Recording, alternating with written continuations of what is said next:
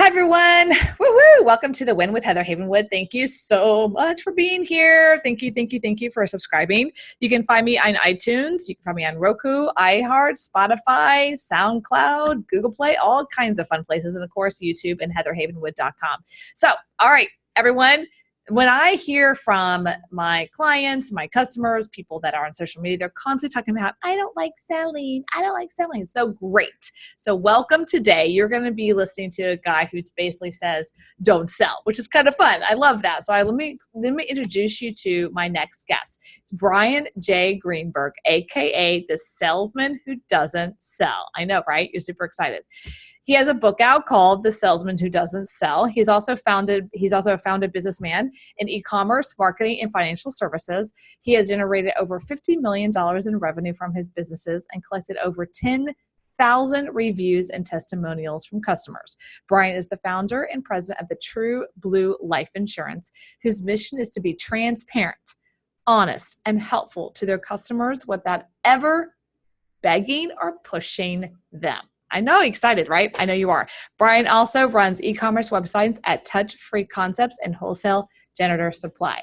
Brian, thanks for being here. Hey, thanks for having me, Heather. This is going to be a ton of fun because I know all my listeners are like, yeah, I don't have to sell anymore. Happy dance, happy dance, happy dance. But we're going to be talking about something really specific, so just hang on, everybody. But first, Brian has actually created a website just for you, my listeners. I'm going to give it to you right now and a few more times throughout the interview, and that's brianjgreenberg.com/the win. I'm going to say it again, Brian J. Greenberg, BERG.com/the win. And again, his book is The Salesman Who Doesn't Sell. Yay. All right, Brian. So we were talking in the green room. Let's talk a little bit of how you kind of got started to where you're at today. When did you get online? You know, I started online in 2003. I kind of came right when Google was catching its stride. It was a real fun time as far as internet marketing. I think over the years, I've had about maybe 15 different e-commerce websites. They've all been very successful. Kind of my specialty was internet marketing. So over the years, I've also owned an organic internet marketing company. And over the past, 8 years, I've strictly run a life insurance business. It's been a lot of fun. And I'd like to discuss, about selling without selling. Yeah, selling without selling, which we're going to be talking about. Okay, so I think it's really interesting. We were talking earlier in the green room of how you basically went from, internet marketing, let's just call it that for sake, and then you went into life insurance. I think that's really interesting. I definitely want to talk about that story and how that kind of came about, because for me, it's like a left field a little bit. It's a little different, and I like that. It's unique. It's different. So let's just start there for just a second. Why did you say, hey, there's this cool thing happening on the internet, I'm going to go to insurance? Can you talk about that? Sure. A long time ago, I sold insurance for MetLife, and kind of when I got really good at internet marketing, the life insurance business is one of the most competitive niches online. The pay-per-click is about $50 a click. It's very hard to compete, although I was able to rank organically. Now, kind of the reason why I went into it, it was very profitable, and I kind of think of it as an honorable business. I'm dealing with people who are protecting their families. I'm dealing with people who love their families. I love doing it. And it's so competitive. I love being able to rank and going up against very big companies. It's fun for me. Okay, so when you do life insurance, are you doing all over the country, or is it specific states? I'm a national online life insurance agency. One of my main competitors is SelectQuote. Wow. Right. A lot of my competitors have raised millions of dollars, and I'm kind of competing against them, and I'm doing very successful just with my own crew. That's very impressive, Brian. And no kidding. That really is very impressive, because honestly, there's a whole world of people I'm just going to set the context. Some people don't know that there's a whole nother business called lead gen. Literally, like, they have their own conferences, and the entire industry, there's life insurance, there's health insurance, other different types of industries that have another industry called lead gen. It's like its own world. Okay. And it's extremely competitive. I mean, wow. Very, very, very competitive. A lot of money, but also extremely competitive. And you're right. It's about $50, sometimes more, if you want to buy the lead. $50 or more if you want to just try to compete with that SEO. So that's impressive that you're able to, what I call hang with the big dogs, if not beat them. That's extremely impressive. So I just kind of want to give the context to people who are listening. If like, what do you mean $50 a lead? What? For car insurance, health insurance, life insurance. There's a lot of different ones out there that are just like, I call big money, right?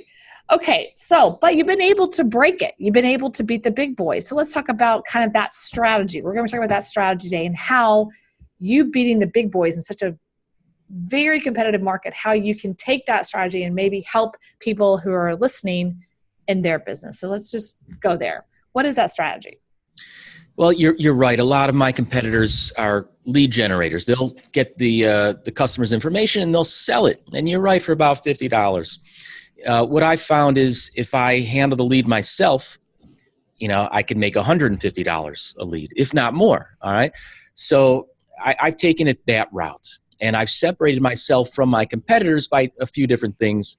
Number one, I'm in the life insurance business and the insurance business. A lot of my competitors have not so good reputations. So what I found is one of the last things people will do before they make a purchase online is they'll look up your company, followed by reviews or complaints. That's where I close them. That's where they're on my competitors' sites, and that's when they find me and they do business with me. So I've been able to get a very high conversion rate. And again, by not selling the lead and handling it myself, it's much more profitable. Okay. So just the context again. So you're saying, hey, I've been able to using or leveraging, tell me if I'm wrong. I kind of heard this wrong. Using or leveraging the complaints of other companies for you. That's kind of cool. Can you go down that road a little bit more? What do you mean by that? It's a great way to separate yourself from the competition. Reviews have become so integral as far as bringing in new business. Let's say somebody gives you a recommendation for a restaurant and they say, oh, this is the greatest Chinese food ever. You should check it out. But then you go online and you look on Yelp and there's 10 bad reviews. The question is, who do you believe? It's usually the majority. It's the people on Yelp. And overwhelmingly, that has become such a big buying signal. So if you're able to leverage that, when they're on your site, if you can prove that you have great testimonials and you have great testimonials on third-party websites that you don't control, and that's really the secret. If you have reviews on the Better Business Bureau or Yelp or Google Business, those are the things that really separate you. Okay, that's really interesting. So how can someone who's listening, who's maybe a coach or consultant or a small business owner or service, how can they even get started? Because I know that people who are listening who are a small business owner, they've heard this before. Okay. And they'll say things like, how do I get those reviews? And I'm speaking only from a perspective about 1.5 years ago. I was engaged and he was a chiropractor.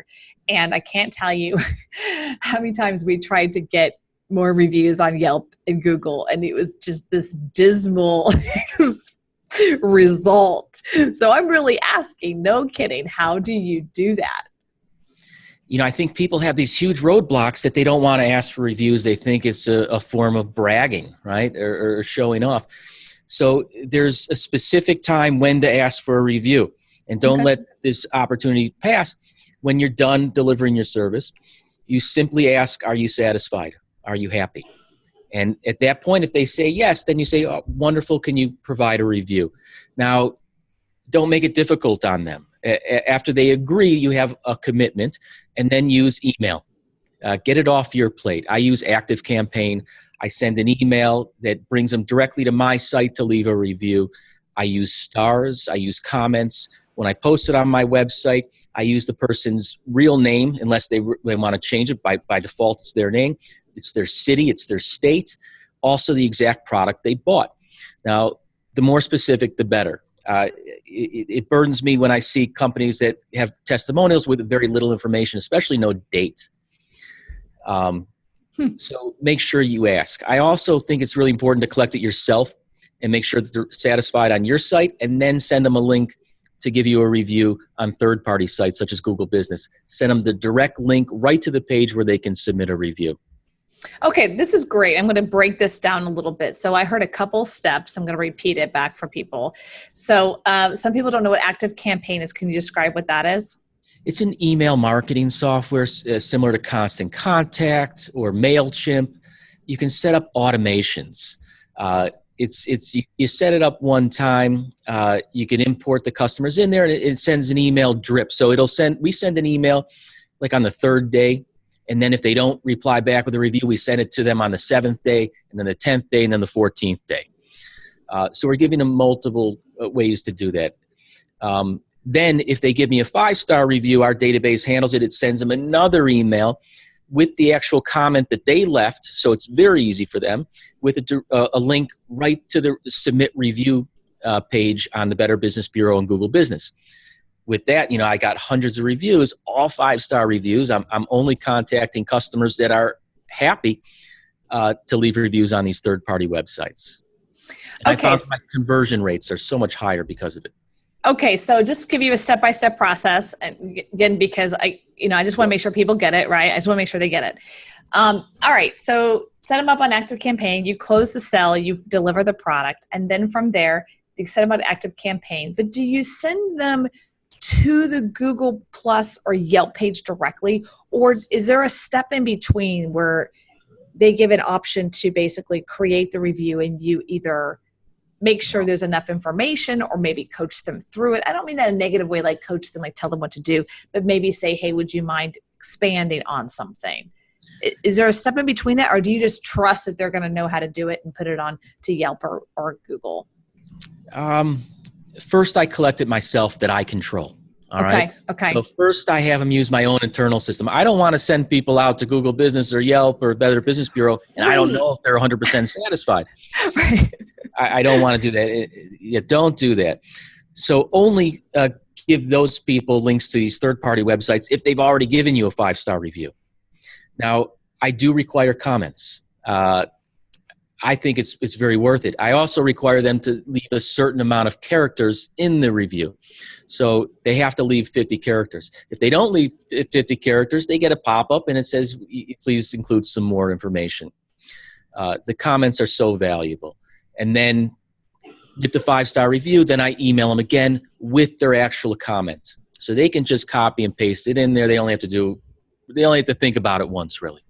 Okay, got it. So they create it. You have some parameters, and then from there, it sends them a, hey, copy paste this into Google, copy paste this, and then it also allows you the opportunity, if they had a negative experience, you can catch that. You can catch that before they go blah blah blah on Google, right? It's such a big thing.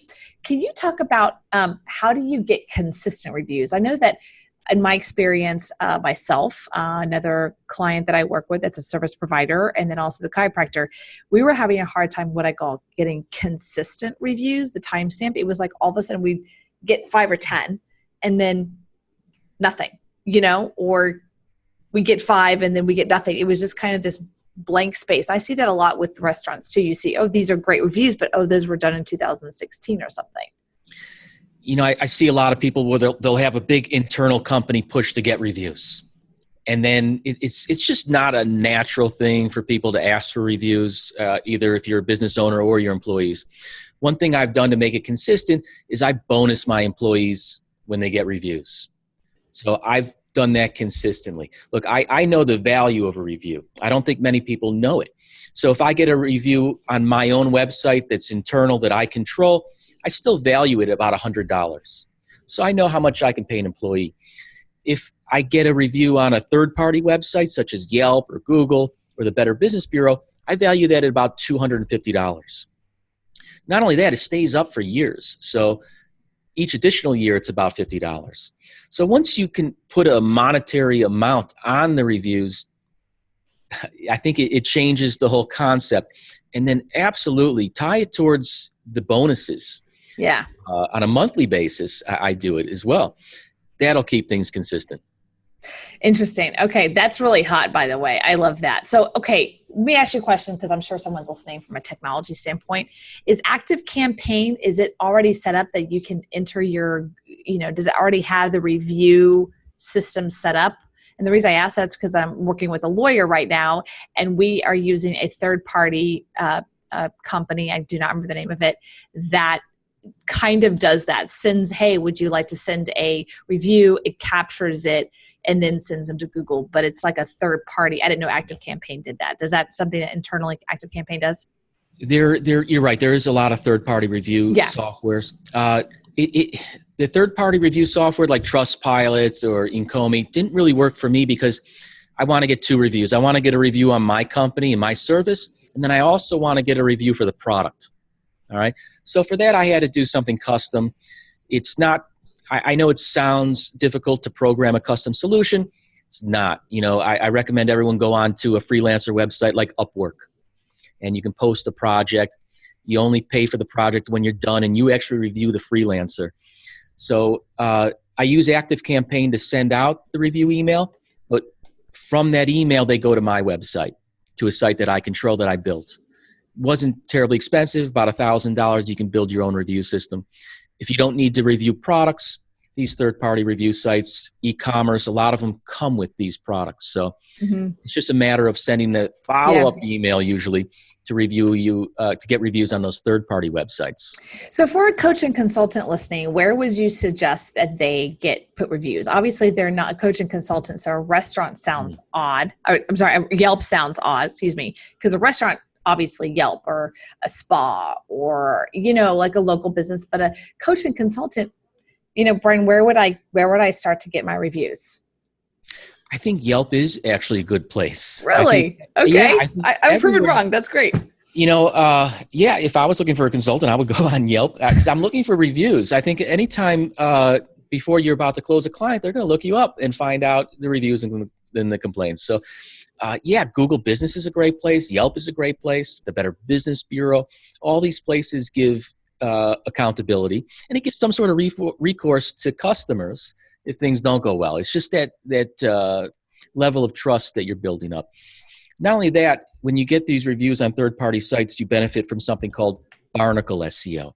Okay, so let's talk about that. People may not, there's other ways people can find you, right? It may not be word of mouth, it may not be an internet search, but they'll actually go to Yelp or Google Business and they'll look for a local person of which you'll show up. And you're really going to stand out if you have reviews. If you go online looking for a restaurant, you're going to want a place with a lot of reviews. If they don't have any reviews, that's a red flag. Right. That's definitely a red flag. Yeah. Okay. So let's talk about backlinks with PR in general. So just to recap everybody before we move on, if you're a coach and consultant or a service provider, get reviews on Better Business Bureau, Google, as well as Yelp. All right. Got that. All right. Let's go to the next thing. So let's talk about how to leverage PR for backlinks or SEO. I think, a lot of people talk about keywords, right? So I recommend people use some sort of software. I use SEMrush.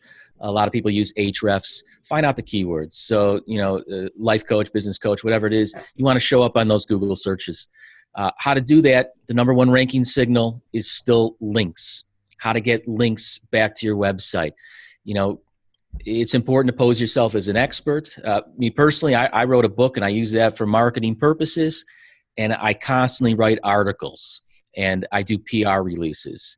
I think I'm going to interrupt you for just a second because I'm totally curious. So let's just give us a number because I'm curious.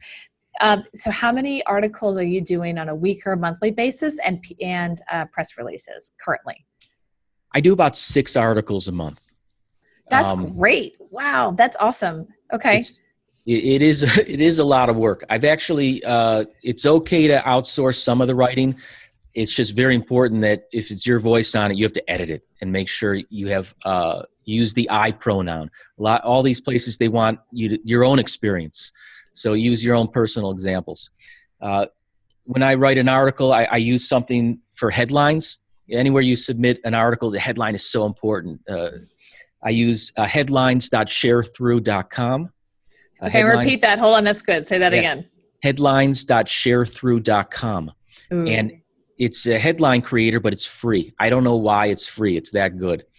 And you'll put a headline in there and it'll score it. And it'll actually give you suggestions on how to make it better. Wow, I'm so using that. That right there is a writer downer nower. Seriously, everybody. That's huge. Okay, awesome. Another tip I have, Heather, is I've been making use of Google surveys. So, you could ask a survey on Google. Not many people know that Google came out with this, but it is amazing. It's $1 a survey, and you could ask 10 multiple choice questions on it. So if you could actually come up with some interesting questions, it makes for a great press release, and you're actually kind of running your own study. So the key number there is about 500 respondents. So $500, you get this great survey results. You can put a page on your website, and I love going to Upwork and finding PR specialists to release it, and they'll release it to all the media outlets, and with a great headline and some survey results, it's like catnip, and you'll get some incredible links. Oh, and that's hot. Okay, now you're talking my language. Woo, woo, woo, Brian. Woo, woo, woo. I love that. Okay, so what you're saying is just repeat that first part, because first of all, Google survey, I pay $1 per survey, or people are, who's paying the dollar? I'm assuming I as the client, right, of Google. That's correct. We pay the $1. I think that the people that take the survey get about half of that. Okay, so and then you just tell Google survey, this is what I want asked, and they just go do their thing, I guess. Absolutely, and you could segment it. All right, so you can segment people geographically or by age. There's a few other segments. It costs a little bit. Like every segment, it kind of bumps up to about a quarter, 50 cents per survey. The point is, my goodness, it's so inexpensive to run just a political level, statistically relevant survey. Yeah. Especially, geographically relevant stuff too, especially for local newspapers. It's wonderful ways to get mentions. I love this. Okay. So then you use a Google survey, you get the data, right? And then from there, you have all this great data. You write a PR piece about it. We call it a press release. It's just short for PR, people listening. And then I love that. Then you get a Upwork, which is like a outsourcing program. You go there, find someone who has media outlets, and tell them, hey, we pay them, of course, to push it out to media outlets. Is that right? That's exactly right. And usually on Upwork, I could usually get people to almost guarantee me that they're, let's say I pay them $1,000 for the release. I can get them to guarantee me that they'll get me 10 links. And those are really what I'm after. The links help my business rank. So that's kind of what I'm after. And it could be just a link in the bio that goes to my website, whatever it is. If you get on these high quality websites, they'll put you over the top. They're hard to get. Your competitors are not willing to do this kind of stuff. So no, they're not. This is really good. And this actually helps with the Alexa rating, correct? Alexa, I haven't used Alexa in a very long time. Okay. Yeah, I've been talking to someone about it, so that's why I was asking. So, okay, no problem. But either way, it helps with the backlinks, which helps with the whole SEO. Yeah. Okay. Which I'm sure would help with Alexa, but who knows? Okay. All right. And so you're finding that you found that to be able to beat the big boys, I'm recapping, to be able to beat the big boys in this market, yes, you could choose to pay whatever, $50 to $100 a lead. That's just crazy. Or you can beat the big boys by doing something unique and different, which is go around what I call the back door, right? Go around the back door. How are you going to do it? Organically. They're not going to spend the money to do that. They're just not.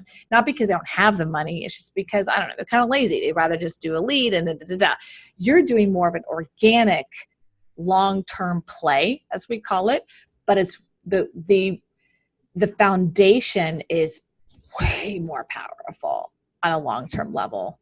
Would you agree to that?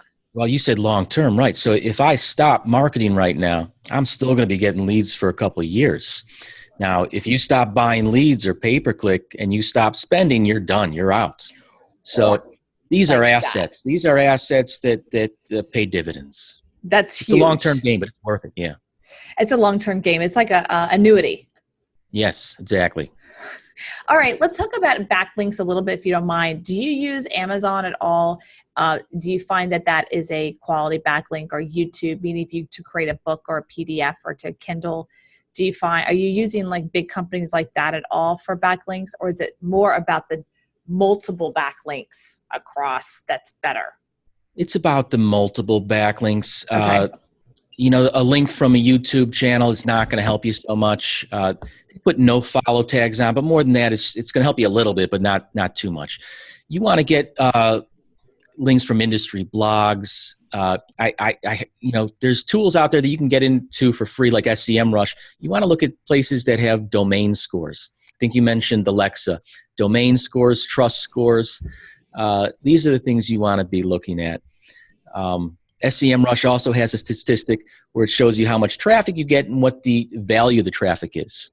So if you were going to buy it on pay-per-click, how much it would cost. So the higher the domain score, trust score, the traffic value, those are the links you want to get at. And you are right, YouTube, Amazon helps, but you want the other links. You want the publication links, the industry blog links, links from other people in your industry's website. Okay. Oh my God. I love that. Okay. So the challenge is we've run out of time. So I want to make sure everyone knows where to find more about Brian. So go ahead and tell the website again so they know how to get a hold of you. My main website is truebluelifeinsurance.com. I also have a personal website, brianjgreenberg.com. And for your listeners, Heather, I'm actually giving away the free audiobook for free. So they can go to brianjgreenberg.com/thewin. Okay, great. And what's the audiobook that you're giving away for free? It's called The Salesman Who Doesn't Sell, a marketing guide to selling while you sleep. Oh, I love that. Selling while you sleep. Love that. Making money while you sleep. Brian, thank you so much for being here. I really appreciate it. I could be asking all kinds of questions more, but I'm sorry. The time is up. I appreciate it. This is Heather Havenwood. You get go to brianjgreenberg.com/thewin. Everyone, this is Heather Havenwood. Check us out at heatherhavenwood.com.